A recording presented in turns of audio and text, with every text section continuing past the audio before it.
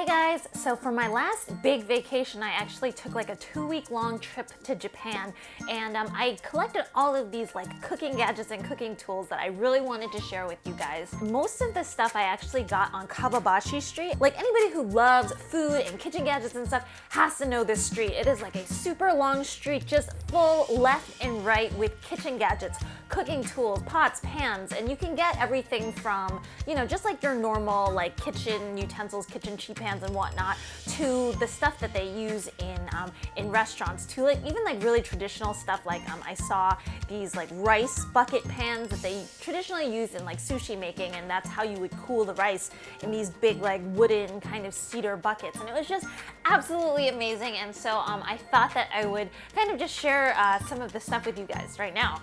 So, okay, so first things first, and some of these I've been using more often than not, but the one that I love probably the most is this guy, and there's some pretty good weight on it, so it's very well built, and it's actually a ginger grater. So for those of you who have ever needed to grate ginger before and you're using the microplane and you're scraping down, it's taking absolutely forever. Like it grates ginger so much better than, you know, a microplane. It just makes the process so much easier, just because there are a lot of like tiny teeth and grooves in here, and it's perfect for ginger, which is just super fibrous and just super hard to grate in general, and you just make like circular motions and it really gets the job done. Have to have a brush to kind of scrub it clean, but it's actually pretty easy because it's like flat and you don't have to deal with like holes and whatnot, and it's just the perfect gift for someone who like cooks a lot of Asian food, has to grate a lot of ginger. Like this guy is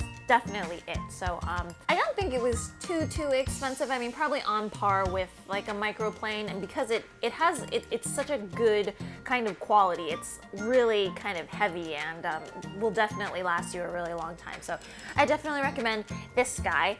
Second thing that's also sort of like a grater as well is this mortar and pestle. There were a lot of these guys in the stores, and you'll have seen me use this as like a plate or a bowl sometimes for some of my food styling, but actually there are little like lines and grooves in this. It comes with a stick as well, and I guess the rule is supposed to be that the stick should be 2 times as long as the diameter of the bowl, so that you can get, you know, I guess proper motion going. When you have to do small things like ginger or garlic, it's actually super useful because you don't really need like a big mortar and pestle, or at the same time you don't want to have to whip out, you know, a food processor or whatnot. This guy is really perfect because it's so small, and definitely a good buy for this.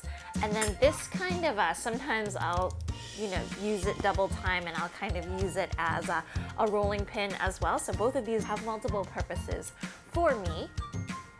Okay, so the next thing was, there was one thing that I absolutely wanted to get in Japan, and I knew that I wanted it, and it was this imagawayaki pan.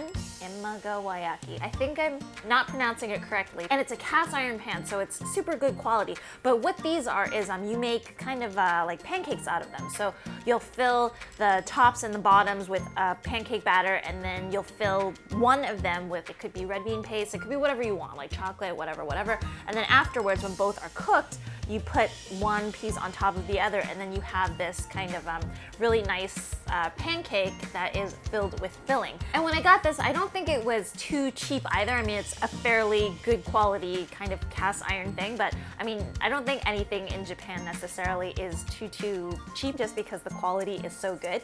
But when I found this, I also, and I know that you guys have seen me make the taiyaki before, this was not cast iron. It's so much lighter. It's this guy, and it is so fun to use and so fun to make.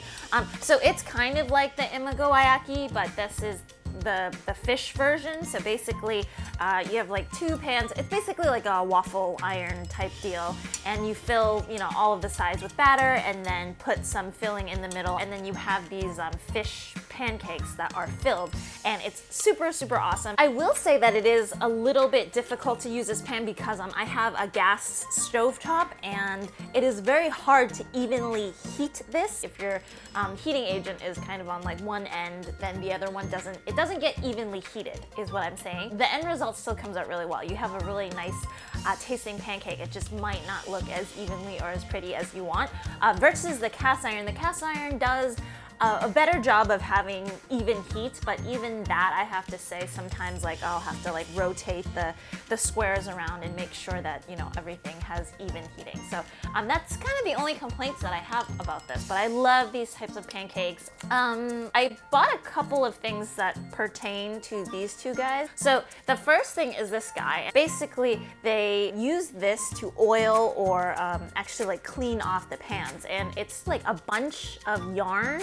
And there's like a ball in here, and you can push it down, and then you can kind of push it out. It really gently just cleans these pans because you don't really want to be scratching it around. And a lot of these units, sometimes I'll just go to eBay just because I love these pancakes so much, and I'm like, oh, I wonder how much, you know, those like really big units are so that I can make like 50 of them at once.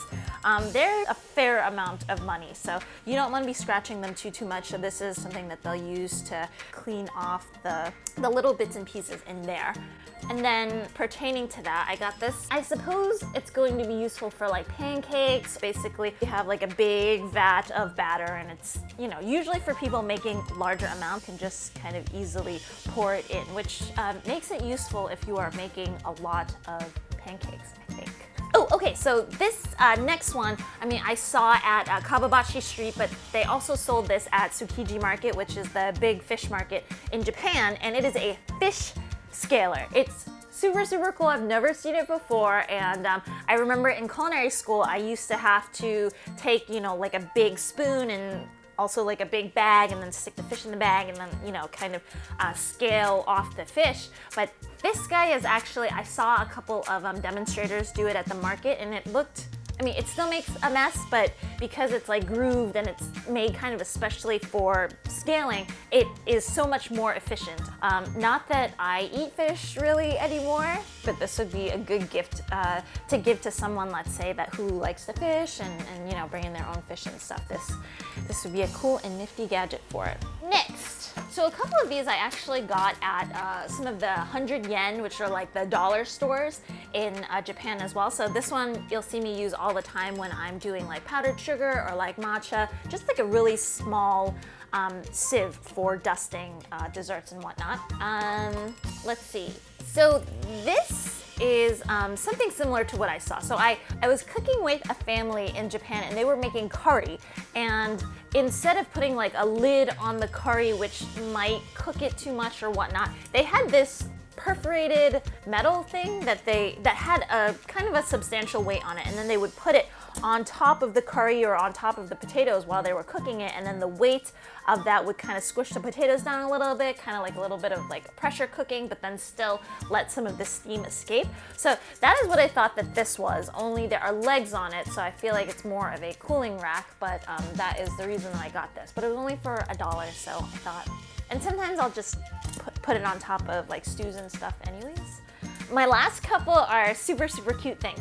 So this one is, I think it's like teddy bears, it's pandas, it's cats. So originally I thought that it was more for a dessert when I saw it on the cover, but it turns out that from the back, if you eat tofu, or I guess you could do it with like a pudding as well, what you do is you stamp this into the tofu and it creates the indent that you need, and then they'll just pour some soy sauce on top. So this indent creates faces in your tofu, which is totally cool, and you know, it might be a little bit superfluous, but if you need help eating your tofu, then, you know, look to Japan. Okay, so this one, oh wait, I'll save this for last. So I also found these at the dollar store too, and there were kind of Japanese alphabet. There was the Japanese alphabet, and then there were also like the American alphabet. And they're basically like letter stamps that you can put together and form a word on this other tray thing, and then you can stamp your cookies with it. And I thought that it was just a really cool way of personalizing, you know, potentially boring or plain sugar cookies. You know, you can say hello, thank you, I love you, and just, you know, send it off to people or like put their names on it, which is super, super cool. Last one, and I saved this last one. I haven't used this yet. There are a couple of things here that I haven't used that I think I just like keep to look at because it makes me really happy, and that's like a lot of Japan. Like in Japan, I think I bought more like cute toys than I've ever bought in my life, and I don't really play with toys, but when you're in Japan, you're just kind of like, oh yeah, like it's pretty cute. So this is a panda stamp for making sushi. So obviously in Japan there are a lot of like cute things. There are moms that make like these really cute bento boxes that are like teddy bears and like different cartoon characters for their kids. And this kind of just makes it easier. So what you are supposed to do is you're supposed to like, I guess, mush the rice into this little guy so that it becomes the shape of a panda. And then this little stamp is what you're supposed to put the sheet of seaweed, the sheet of nori under, and it stamps out all of the eyes and the nose and the ears and whatnot, which is so, so useful because if you see, like sometimes I'll be on YouTube and I'll watch, you know, parents make these little sushi bits for their kids, and they'll actually like use a scissor and actually cut out each and every individual like eye, nose, whiskers, everything, and it's like mortifying. There's no way, like, I mean, I just feel like the kids are just gonna eat it. Like, it's not something necessarily that I would do, but with this, it is so much more easy, and I will probably have to try it for you guys sometime. So it's so, so cute, but I really haven't touched it yet. So anyways, guys, I hope you enjoyed my run through of what I got in Japan. Definitely, if you get the chance to go, Kappabashi Street is amazing and awesome. They always have like this music playing, and you know, Japan, it's such a modern country. There are so many like technological advances. The elevators and escalators are like amazing, but you know, they also have a bunch of these like cute and fun things that, you know, some people might find a little superfluous in the States, but it makes you happy while you're cooking, and that is very important. So anyways, I will see you guys again soon. So see you guys again next time. Bye.